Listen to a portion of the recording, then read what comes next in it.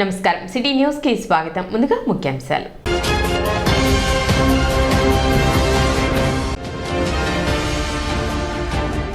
తెనాలి నియోజకవర్గంలో మూడో రోజు కొనసాగిన మాజీ మంత్రి ఆలపాటి రాజేంద్ర ప్రసాద్ ప్రజా పాదయాత్ర.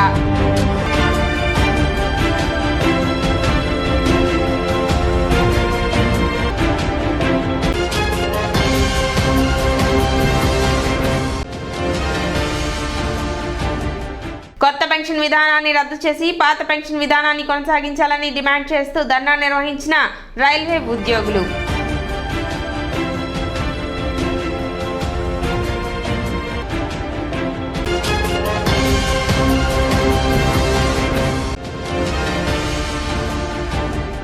ముప్పై రోజుకు చేరిన అంగన్వాడీల నిరవధిక సమ్మె.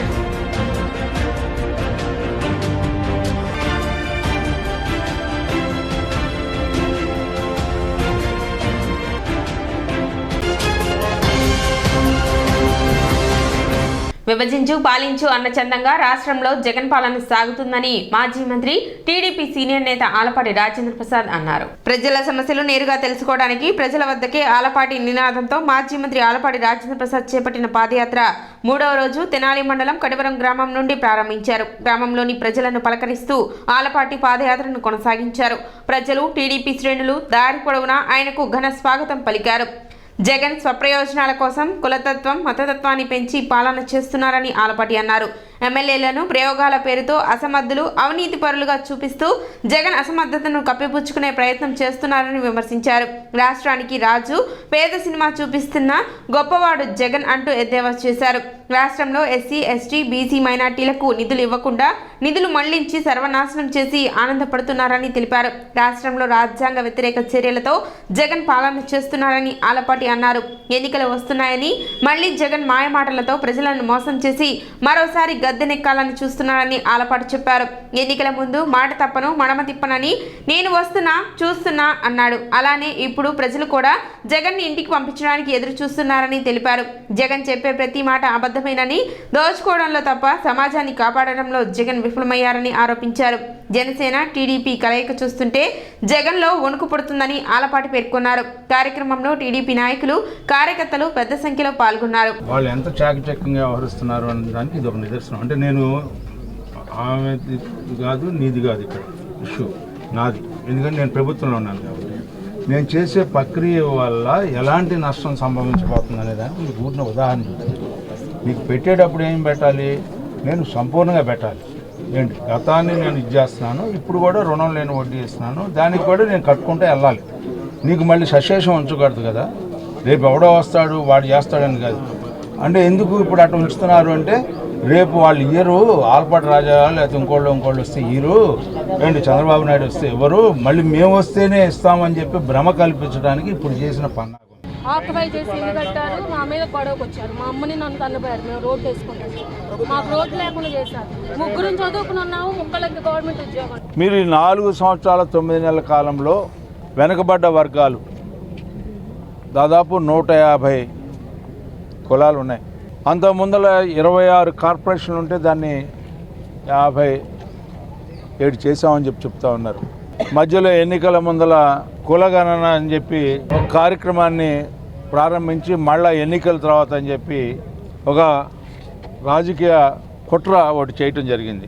బీసీలకి న్యాయం జరిగేలాగా ఎన్నో చేతివృత్తి పనులు వారికి సాధికారత తీసుకురావాలని చెప్పి ఒక ప్రయత్నం చేస్తే ఈ రోజున బీసీలను రెచ్చగొట్టే దాంట్లో వాళ్ళకి ఆర్థిక పరమైనటువంటి న్యాయం చేయకపోగా సామాజిక అన్యాయం చేసినటువంటి ప్రభుత్వం ఏదైనా ఉంది అంటే ఈనాడు జగన్మోహన్ రెడ్డి గారి ప్రభుత్వం.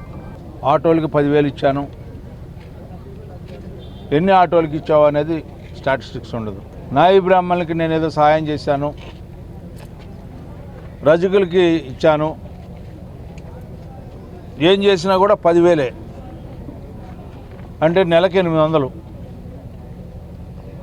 కరెంటు బిల్లు 9 సార్లు పెంచడంతో ఈ 800లో ఆ కరెంటు బిల్లు ఎంత వచ్చిందో అనేది చెప్పాల్సిన అవసరం ఉంది. నిత్యావసర వస్తువుల ధరలు తర్వాత, డీజిల్ పెట్రోల్ ధరల తర్వాత, గ్యాస్ సిలిండర్ తర్వాత నేను కరెంటు బిల్లుకే పరిమితం అవుతా అన్నా. లేకపోతే బస్ ఛార్జీల తర్వాత అంటే నువ్వు ఈ రోజున రాజు పేద సినిమా చూపించడంలో నువ్వు చాలా గొప్పవాడు. కాపులకి బీసీలకి మధ్యలో తగాదా పెడతా ఉన్నావు. ఎవరికి ఏ రకమైనటువంటి నిధులు ఇవ్వకుండా నవరత్నాలు అని చెప్తున్నావు నువ్వు. ఈ నవరత్నాలు ఎంతమందికి ఇస్తా ఉన్నావు? 84 లక్షల మంది చదువుకుంటా ఉంటుంటే ఇవాళ చివరికి నువ్వు 28 లక్షలు తీసుకొచ్చావు. బటన్ అయితే నొక్కుతున్నావు కానీ అందరికీ దక్కట్లా ఫలితం. నువ్వు అనుకునే కొద్ది మందికి ఫలితం దక్కుతూ ఉంటుంది. ఈ రకంగా ప్రజలని అభద్రతా భావం గురి చేయటం కాకుండా ఒక కొత్త ప్రయోగం ఇంకోటి, డ్వాక్రా సంఘాలకి నేను రుణమాఫీ చేశానంట. ఏమిటి రుణమాఫీ చేసింది? 2019కి ఎక్కడైతే అప్పు ఉందో ఆ అప్పుకి రుణమాఫీ చేశానని చెప్పి వడ్డీ వేస్తున్నానని చెప్తాం. ఆ వడ్డీ 3 విడతలు వేసో 4వ విడత వేయాలంటాం. అది కూడా సంపూర్ణంగా చేయలే. ఇప్పుడే ఒక ఆమెను అడిగా నేను, ఏందమ్మా మరి వీటికి ఎప్పుడు ఇస్తాడు అని చెప్పి. మీరు వచ్చిన తర్వాత మీరు ఇస్తారు కదయా అంది. ప్రజల యొక్క బలహీనతను అడ్డం పెట్టుకొని ప్రజల్ని పిచ్చాలను చేయడానికి ప్రయత్నిస్తున్నాడు జగన్మోహన్ రెడ్డి గారు. మహిళల్ని మోసం చేస్తూ ఉన్నాడు. దాదాపు 90 లక్షల మంది మహిళల్ని మోసం చేసినటువంటి ముఖ్యమంత్రి ఎవరైనా ఉన్నా అంటే ఈ రోజున జగన్మోహన్ రెడ్డి గారిని చెప్పుకోవచ్చు. నువ్వు మా ఆస్తుల మీద నీ ముద్ర ఏంటండి? మా తాత ఇచ్చింది, మా తండ్రి ఇచ్చింది, మా ఆస్తి మీద నీ బొమ్మ వేసుకుంటావేంటి? వేసుకుంటే మా నాయన బొమ్మ వేసుకోవాలి, మా తాత బొమ్మ వేసుకోవాలి, లేకపోతే మా ముత్తాత బొమ్మ వేసుకోవాలి. నువ్వెవడవయ్యా బాబు నీ బొమ్మ వేసి మా పొలానికి? ప్రజలు తిరగబడతా చూస్తూ ఉన్నారు మీ అందరు కూడా. ఈ రోజున ఈ ప్రజాయాత్ర ద్వారా ప్రజలందరికీ తెలియజెప్పాల్సింది మేమేమిటి. ఈరోజు పొత్తు ద్వారా జనసేన తెలుగుదేశం పొత్తు ఏర్పడింది.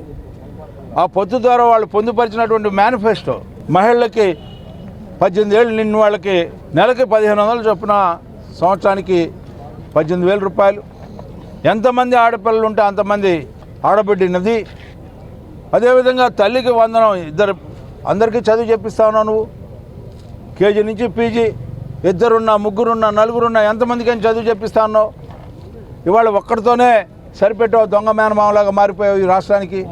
మరి ఈ రోజున ప్రతి బిడ్డకి చదువు చెప్పించే బాధ్యత ఈ ప్రభుత్వాన్ని. అందుకనే రాబోయే ప్రభుత్వాన్ని మీరు చెప్పినట్టుగా ఆడిన మాట తప్పడం కాదు, అమలు చేసి చూపిస్తామని చెప్పి ఈ రోజున బాండ్ల ద్వారా రిజిస్ట్రేషన్ చేసి ప్రతి ఒక్కరికి అప్పచెప్తా ఉన్నాం.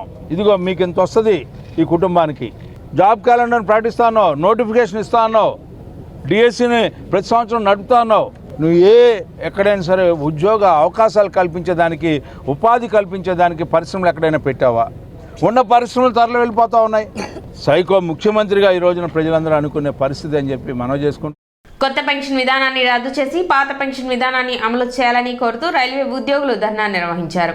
జేఎఫ్ఆర్ ఓపీఎస్ ఇచ్చిన పిలుపు మేరకు ఎన్పీఎస్ రద్దు చేసి ఓపీఎస్ను వెంటనే అమలు చేయాలని దేశవ్యాప్తంగా జనవరి 8వ తేదీ నుండి 11వ తేదీ వరకు జరుగుతున్న రిలే నిరాహార దీక్షలో భాగంగా ఆల్ ఇండియా రైల్వేమెన్ ఫెడరేషన్ మరియు south central railway Mazdoor union ఆధ్వర్యంలో బుధవారం తెనాలి బ్రాంచ్ తరపున తెనాలి రైల్వే స్టేషన్ వద్ద రిలే నిరాహార దీక్షలు చేపట్టారు.